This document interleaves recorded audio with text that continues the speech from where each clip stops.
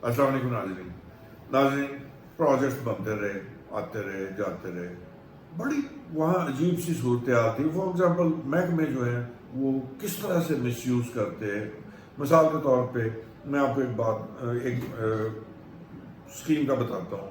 चूना मंडी girls college, वहाँ prime minister साहब नवाज शरीफ साहब थे उस वक्त, वो वहाँ उन्होंने विज़िट किया और उनका हल्का है, और वहाँ उन्होंने कहा कि जी यहाँ इनको स्क्वाश कोर्ट है, किसी ने डिमांड की स्क्वाश कोर्ट बनाना।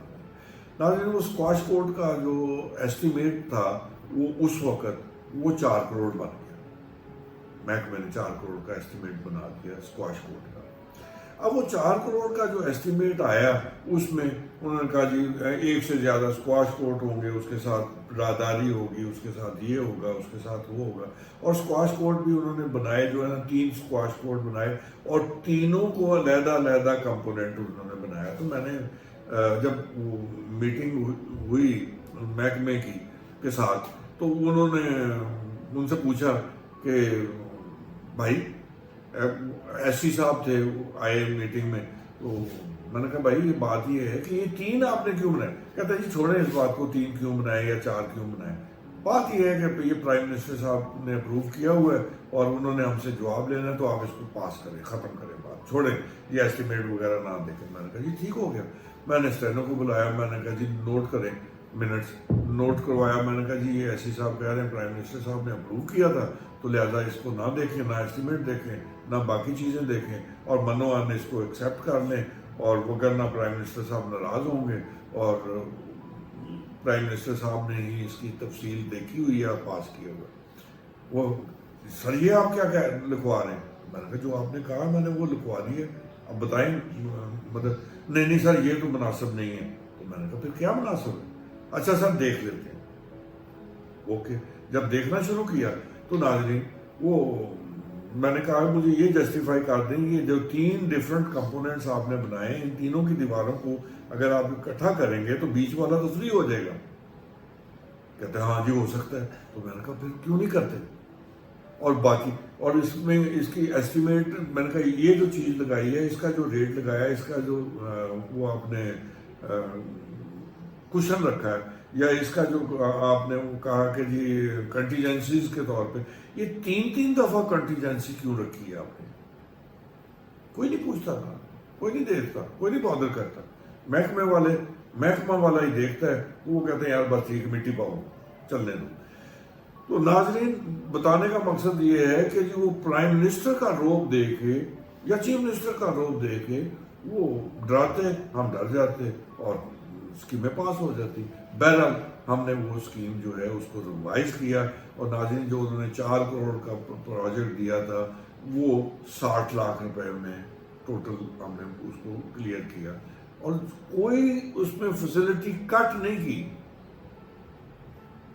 नाज़रीन गदर है, कोई नहीं पूछता, कोई नहीं बॉदर करता, मजे लगे पड़े हैं सबके। और खरबूजा की राखी गिद्दड़ ने बैठे हुए हैं और बस चोर जो है वही चौकीदार हमने बनाया हुआ है, बंदूक भी उसको दी हुई है। नाज़रीन दूसरा एक प्रोजेक्ट में आपके साथ, ये सिर्फ एग्जांपल्स के तौर पे मैं कह रहा हूँ, वेस्ट टू एनर्जी प्रोजेक्ट था।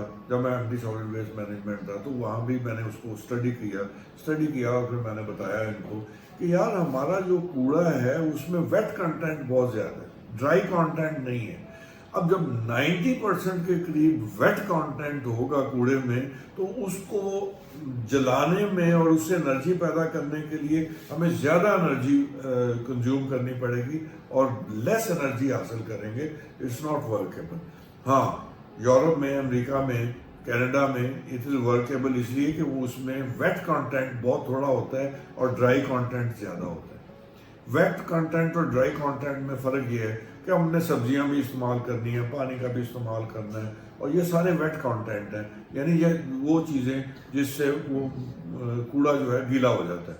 और वेस्ट में जो है वो कूड़ा एक तो अलग-अलग सॉर्टिंग उसकी हुई होती है, पेपर अलग होता है, टिन अलग होता है, गिलास अलग होता है, वेट कंटेंट अलग होता है, उसको वो अलग करके तो उसको रीयूज़ कर लेते हैं। तो वहाँ तो ये फिजिबल है, यहाँ नहीं। PND میں یہ اسکیم آ گئی. جب یہ اسکیم آ گئی PND میں تو جب مجھے پتا تھا میں نے اس پہ اعتراض لگا دیا. میں نے کہا یہ نہیں چلے گا, اور وہ بہرحال اپروو نہیں ہوئی. لیکن ڈونرز ہمارے اس میں ناراض ہو گئے. نشیمیزو وائس پریزیڈنٹ تھی ایشین ڈیولپمنٹ بینک کی, وہ وزٹ کے لیے آئی. اس کو اسٹیٹ گیس کا پروٹوکول ملا ہوا تھا. تو چیئرمین صاحب نے مجھے بلا کہا کہ جی یا لائزن آفیسر آپ ہو گئے یا میں ہوں. میں نے کہا سر مجھے نہ کریں, CM ہاؤس میں جانا ہے. تو وہ CM صاحب مجھ سے خفا ہیں اور وہ دیکھیں گے تو ان کی ناراضگی جو ہے نا وہ اونٹ کر رہے گی. انہوں نے کہا یا آئیدر یو اور می, پھر مرتا کیا نہ کرتا. میں نے کہا ٹھیک ہے. تو اس طرح میں ان کے ساتھ لائزن آفیسر ہو گیا. وہاں CM صاحب کی نظر میں آیا اور CM صاحب نے وہاں سے میٹنگ کے بعد کہا کہ میرے ادھر انگلی مار مار کے نا سیڑھیوں پہ کھڑے ہو کے ظفر علی روڈ ان کو دکھانی ہے. میں نے کہا سر انشاءاللہ. نو انشاءاللہ دکھانی ہے.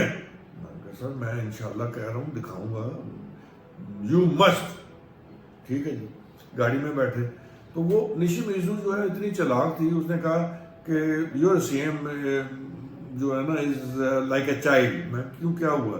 کہتے وہ بچوں کو نہیں کوئی کھلونا ملتا تو وہ خوش ہوتے ہیں, کہتے سب کو دکھاؤ. تو ظفر علی روڈ اس نے جو نئی بنوائی ہے اس میں نالیاں ساتھ بنوا کے سمجھتا ہے کہ اس نے بڑا کارنامہ کیا ہے. یہ تو ہم نے 300 سال پہلے یہ ساری چیزیں کی ہوئی ہیں, تو مجھے کیا دکھانا چاہتے ہیں. And I will not go there. میں کہا نہ جانا, نہیں جانا تو نہ جانا. بہرحال میں نے جو پروٹوکول والا پائلٹ تھا اس کو کہا کہ بھائی ظفر علی روڈ سے نکلنا ہے.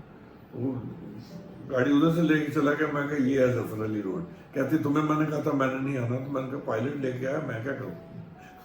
بہرحال تو وہ نشیمیزو نے مجھے کہا کیٹیگوریکلی, انہوں نے کہا دیکھو بات یہ ہے کہ تم نے ویسٹ ٹو انرجی پروجیکٹ کو اپوز کیا ہے, اچھا نہیں کیا. دوسری تمہاری غلطی ہے, تم نے ورلڈ بینک اور جتنے ڈونرز ہیں ان کے بارے میں جو رپورٹ لکھی ہے وہ بھی تم نے ٹھیک نہیں کی. میں نے کہا یہ آپ کا ان سے تعلق کیا ہے؟ آپ ایک دوسری بینک کی ہو, وہ کینیڈا گورنمنٹ کینیڈا کی ایجنسی کا وہ پروجیکٹ, تو آپ نے کہا جی مجھا نہیں پیڑا ہوں دیا, ہم سب ایک ہیں. ناظرین یہ کہنے کو ہم اسلامک بینک ہیں, ہم ایشین بینک ہیں, ہم ورلڈ بینک ہیں, ہم ملٹی لیٹر ہیں, لیکن انٹرنیشنل لیول پہ جس طرح پاکستان کے لیول پہ ہمارا جو مافیا ہے جس نے جکڑا ہوا ہے, اسی طرح انٹرنیشنل لیول پہ بھی ایک مافیا ہے جس نے اکنامیکلی جکڑا ہوا ہے ملک, اور ایسے پنجے گاڑے ہوئے ہیں کہ وہ ہمیں ہلنے نہیں دیتے, اور ہمیں اتنا صرف کرتے ہیں کہ ہم سانس لیں, ہم بس مرنے کے قریب رہیں اور ان کے مرہون منت رہیں. ناظرین کب تک ایسے چلے گا؟ آخر ہمیں انگڑائی لینی ہے, ہمیں سوچ بچار کرنا ہے, ہم نے سٹینڈ لینا ہے, ہمیں اٹھنا پڑے گا, جاگنا پڑے گا, اور ہمارے اداروں کو بھی بیہیو کرنا پڑے گا. ناظرین اپنے آراء سے مستفید کیجیے گا. شکریہ.